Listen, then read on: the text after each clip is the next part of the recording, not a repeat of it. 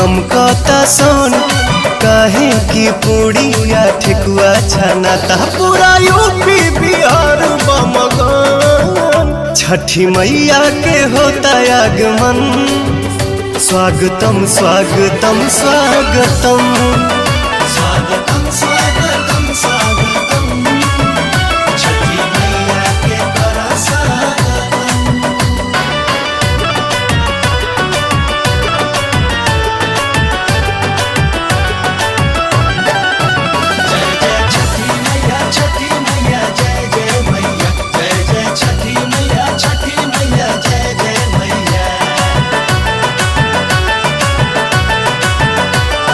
श्याम आजाद दिवाली के बाद जाए के रहल बम्बे न गईले हो।